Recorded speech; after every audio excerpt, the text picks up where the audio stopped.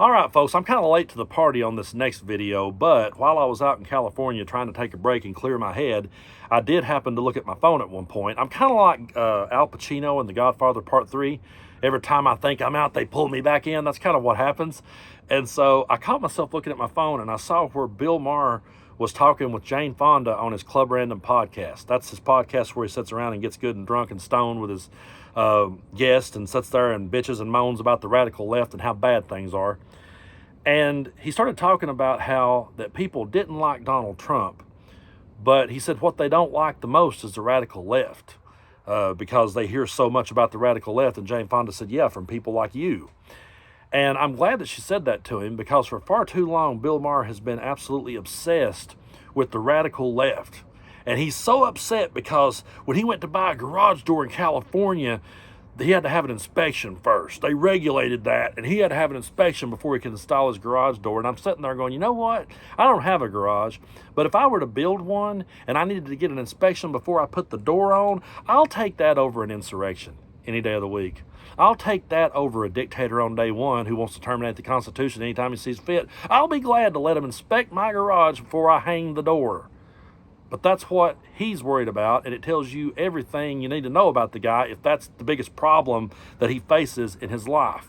But the problem with Bill Maher and his obsession with the radical left, and so many others who just stays fixated on that subject, is the radical left has no real power in this world.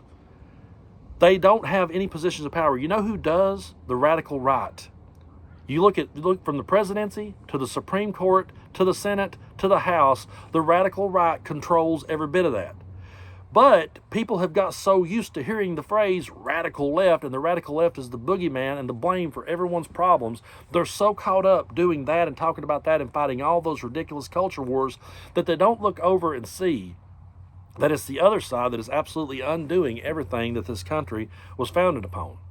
I get annoyed by the radical left just like anyone else, but I don't spend my time talking about it because they're of no threat to anyone, and all I have to do is just simply tune it out. And I don't have to get caught up in any culture war, because I see through the culture war for what it is. It's a distraction. They're always distractions. And what they'll do is I can't count the times. I'll just give you an example of one here locally where I'm from. Here in East Tennessee, over in Pigeon Forge, we had something called the Dixie Stampede. It was Dolly Parton's Dixie Stampede. I never went to it, and all the times I lived here, I never went. But apparently, when you went, they would divide you up on two sides of the stage, and you would have like the blue coats over here and the gray coats over here. So it was Civil War reenactment, basically. And Dolly decided to take the Stampede out of this part of the world and take it to other places.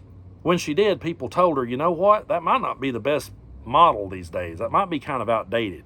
I don't necessarily think that would go over up north or out in California, so you might want to maybe do away with that.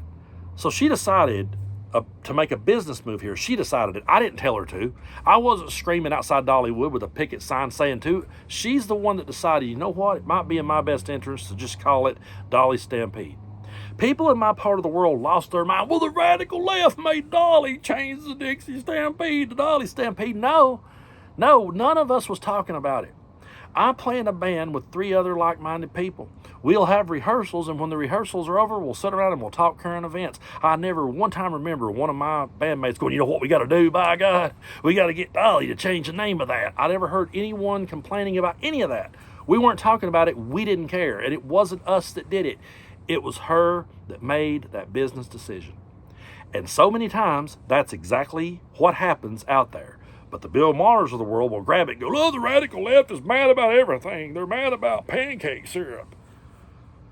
And there's no truth to it. But it gets people fired up, and it makes people think that they're fighting some fight, and it gets them this feeling of like, oh, I'm fighting a good fight against something. When in reality, the only thing they're doing is making people richer who's out to get them. And someone like Bill Maher, he's a single white dude with plenty of money. When's the last time Bill Maher worked for $20,000 a year? When's the last time that he had to pay bills on that salary? When's the last time he ever had to do any of that? If he did, I would love to say, I'll tell you what, I'll create a reality show. I'll make it. Bill Maher can star in it. He has to come to East Tennessee. He has to live in a trailer. He has to work for minimum wage, $7.25 an hour, Bill. You got to work for $7.25 an hour. and you gotta pay a car payment, you gotta pay rent, you gotta pay all your utilities, everything. You have to do it all on your own with no help or no handout from anyone whatsoever, because we can't have none of that. You live that life for a while, and then see if you give a rat's ass about Uncle Ben's rice when the subject comes up. See if you give a rat's ass then about your garage door being inspected. You know what? I would love to be in that place. I would love to live out there and be like, hey, guess what? I got to get my garage door inspected today. There's a line in the Bible, and I'm not religious, but there's a line in the Bible where Jesus said there will be a generation that will strain at a gnat and swallow a camel, meaning they will be offended by something so small, but they will accept something so big. And that's exactly what's happened. People sit back and rants and rants and rants about the radical left, not realizing it's the radical right that has taken them to the bank, not realizing it's the radical right that is absolutely undoing everything that our founding fathers put in place. But hey, let's all worry about who's using which bathroom. Hey, let's all worry about a drag show. Hey, let's all worry about Dolly Parton changing the name of a theme park. It's ridiculous, and it's distractions, and it's stupid. So when I hear someone like Bill Maher say the radical people are tired of this, well, let them get a good dose of the radical right, and we'll check back with them in 4 years and see how they're doing. When they didn't get their cheaper eggs, when the grocery bill didn't get lowered, and when they lost every safety net they had in place, they will wish they lived in a world where their garage door got inspected. But there is money to be made for people like Bill Maher and Joe Rogan to sit there and bitch about the radical left. There's money to be made in that. There's an audience for that. There's people that tunes into that. And they're busy fighting that fight. And all that fight is a carrot, like on the old mule carts. It's just a carrot dangling there in front of their faces. They all chase that. I'm gonna save the day. I'm gonna win this culture war. I'm gonna burn my Carhartt. I'm gonna blow up my Bud Light. Just keep on chasing it. Oh shit. Mommy's got cancer. She's dying. I can't get her the help she needs. Her health care is gone. Oh crap, the pension I had built up, it's gone. Oh crap, I can't get ahead in this world. Oh shit, the grocery bill's still high. Yeah, quit listening to Bill Maher whine about the radical left. Because it has no effect on you whatsoever. I get just as annoyed by the radical left as I do anybody else.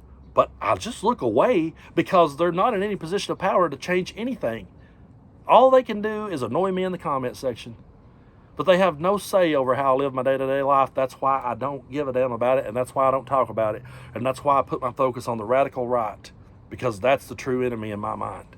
That's the one that's going to unravel it for everybody, including people on the right, and they just don't see it coming yet. It gets pretty exhausting being the one trying to tell them there's a train headed for them, but somebody's got to do it.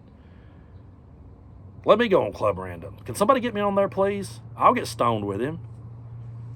And maybe could talk him into coming to my part of the world and living the way that I've lived for the last 44 years. And then we'll see if he worries about his garage door being inspected. Jeez.